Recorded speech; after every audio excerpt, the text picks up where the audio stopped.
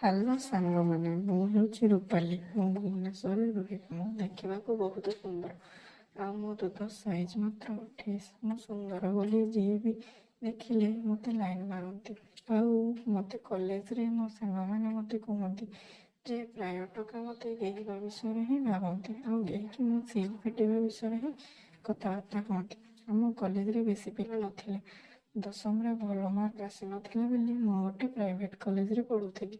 ମୁଁ ସବୁବେଳେ ଚାପି ହେଲା ଭଳି ଡ୍ରେସ୍ ପିନ୍ଧେ। ମୋ ଦୁଧ ଛୋଟ ହେଲେ ବି କ'ଣ ହେଲା, ବୟସ ହିସାବରେ ଦୁଧ ସହିତ ଗାଣ୍ଡି ଏକଦମ ମ୍ୟାଚ୍ କରିଯାଏ।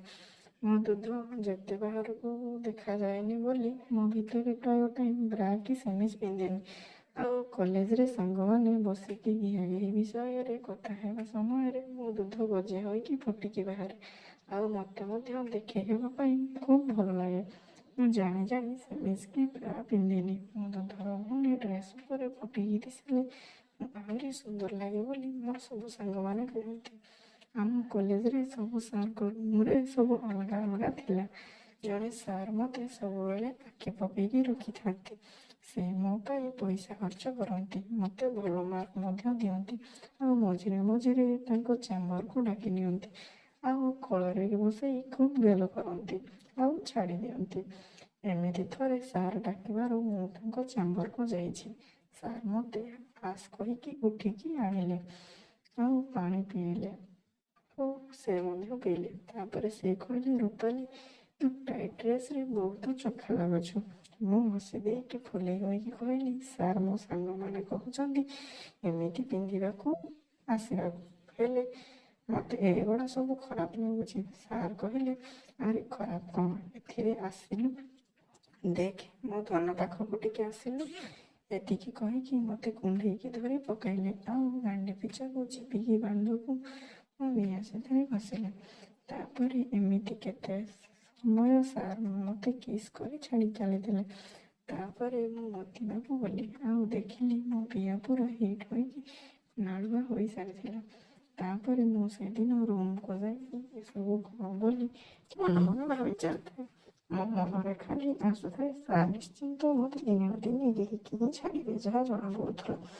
ସାର୍ ମୋତେ କେମିତି ଗେହିବେ, ଆଉ ତାଙ୍କ ବାଣ୍ଡ କେମିତି ହେବ, ମୋ ବିହାରେ ପଶିବ, ଆଉ ସାର୍ ଗେହିଲେ ମୋ ବିହାର ରକ୍ତ ବୋହିଯିବନି ତ।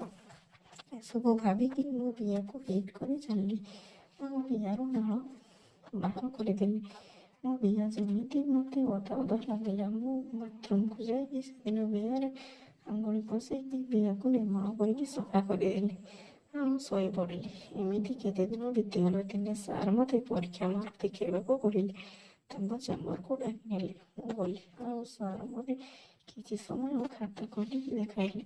ତାପରେ ମୁଁ ଧୀରେ ଧୀରେ ମୋ ଗାଣ୍ଡି ପିଛାକୁ କୁଣ୍ଢେଇକି ଧରି ମୋ ବିହା ସନ୍ଧିକୁ ସାଉଁଳିଲି। ମୁଁ ହେଲେ ସେତେବେଳକୁ ଆଉ ସମ୍ଭାଳି ପାରୁନଥିଲି। ସାର୍ଙ୍କ ପାଖକୁ ଆସିଲି। ମୋ ବିହା ଆପେ ଆପେ ପାଣି ବାହାରିବା ଆରମ୍ଭ କଲା। ସାର୍ ତାଙ୍କ ଚେୟାର ଉପରେ ସେମିତି ବସିକି ତାଙ୍କ ବାଣ୍ଡକୁ ସାଉଁଳେଇକି ଧୀରେ ଧୀରେ ମୋ ଲେଗିନ୍ସରେ ହାତ ପଶେଇକି ଚଳିକୁ ତଳକୁ ଟାଣିଦେଲେ। ତାପରେ ସାର୍ ତାଙ୍କ ମଝିଆ ଗୋଳିକୁ ବିହାର ମୁହଁରେ ରଖିକି ସଲସଲ କରିବାକୁ ଲାଗିଲେ। ମୋ ଗୋଡ଼ ସେତେବେଳକୁ ଆପେ ଆପେ ମେଲେଇ ହୋଇ ଯାଉଥାଏ। ମୁଁ ଆଗରୁ ବିହାରେ ଆଙ୍ଗୁଳି ମାରିଛି, ହେଲେ କେବେ ବି ବିହାରୁ ସମ୍ପୂର୍ଣ୍ଣ ପାଣି ବାହାର କରିପାରେ ନାହିଁ। ସାର୍ କ'ଣ କଲେ ନା, ମୋର ଗୋଟେ ଗୋଡ଼କୁ ତାଙ୍କ ଜଙ୍ଘ ଉପରେ ରଖିଦେଲେ। ତାପରେ ମୋ ବିହା ମୁହଁରେ କିଛି ମାତ୍ରାରେ ମେଲେଇ ହୋଇକି ରହିଲା। ତାପରେ ସାର୍ ତାଙ୍କ ବାଣ୍ଡକୁ ଉଠେଇକି କାଠିଆ କଲେ, ଆଉ ମୋତେ ଅଧା ଲଙ୍ଗଳା କରିକି ତାଙ୍କ ବାଣ୍ଡ ଉପରେ ଟାଣିକି ବସେଇଲେ। ସାର୍ ବାମ ହାତରେ ମୋ ଦୁଧକୁ ଲେମ୍ବୁ ଚିପୁଡ଼ିଲା ଭଳି ରଗଡ଼ି ଚାଲିଥାନ୍ତି, ଆଉ ମୋ ଦେହ ଇଆଡ଼େ ପୁରା ଗରମ ହୋଇ ଚାଲିଥାଏ।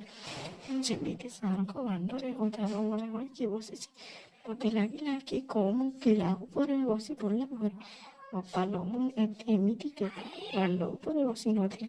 ସାର୍ ମୋ ଅଙ୍ଗକୁ ଫାଳିକି ବିହାକୁ ମେଲେଇକି ବାଣ୍ଡକୁ କେଞ୍ଚିବାକୁ ଲାଗିଲେ। ବିହାର ଅଳ୍ପ ପାଣି ବାହାର କରିକି ବିହାର ମଧ୍ୟ ନାଳୁଆ ହୋଇସାରିଲାଣି। ତାପରେ ସେଇ ମୋ ବିହାକୁ ମେଲେଇକି ବାଣ୍ଡ ଉପରେ ମୋତେ ବସେଇକି କୁଣ୍ଢେଇକି ଧରିଲେ, ଆଉ ଗାଣ୍ଡିକୁ ଉପରକୁ ଉଠାଇକି ସେ ବିହାର ବାଣ୍ଡକୁ ବସେଇବାକୁ ଚେଷ୍ଟା ଚଳାଇଥାନ୍ତି। ସାର୍ ବିହାର ବାଣ୍ଡକୁ ଗଳେଇ ଦେଇକି ବିହାକୁ ଆଗ ପଟୁ ଖାଲି ଆଙ୍ଗୁଠି ମାରି ଚାଲିଲେ। ଆହା, ସାର ତାଙ୍କ ଭାଣ୍ଡ ମୁଣ୍ଡିକୁ ବିଆରେ ଛୁଆ ଦେଇକି ରଖନ୍ତି ଆଉ ମୋ କଷି ଦୁଧକୁ ଅଟା ଚକୁଳିଲା ବେଳେ ପୁରା ଦଳୁଥାନ୍ତି। ସାର ତାଙ୍କ ମଝିରେ ଆଙ୍ଗୁଠିରେ ମୋ ବିଆକୁ ପଶେଇକି ବିଆ କଣାରେ ଖାଲି ହାତ ମାରୁଥାନ୍ତି। ମୁଁ ଆହ ଆହ ହୋଇକି ଜଙ୍ଘକୁ ଚାପି ପକାଉଥାଏ, ହେଲେ ସେ କିଛି କହିବାର ଉପାୟ ହିଁ ମୋର ନାହିଁ। ଏମିତି ସାର ଲଗାତାର 15 ଯାଏ ଆଙ୍ଗରି ମାରି ଚଳିଲେ।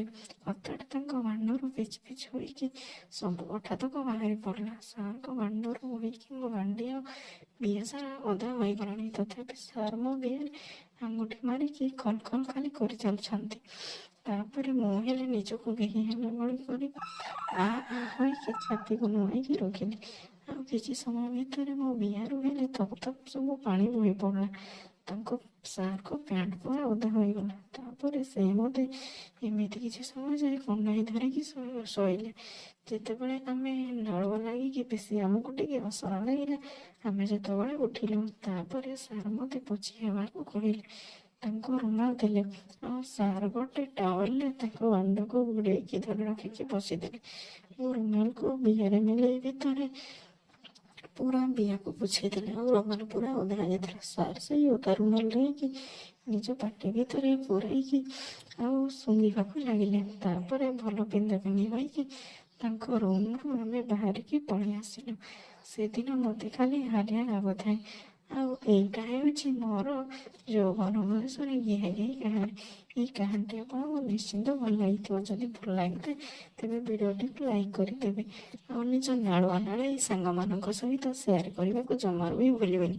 ଆଉ ମୋ ସହିତ ଜଡ଼ିତ ହୋଇ ରହିବା ପାଇଁ ଆମ ୟୁଟ୍ୟୁବ୍ ଚ୍ୟାନେଲ୍ ଦେଶୀ କଣ୍ଟେଣ୍ଟକୁ ନିଶ୍ଚିନ୍ତ ସବସ୍କ୍ରାଇବ୍ କରିଦେବେ। ଧନ୍ୟବାଦ।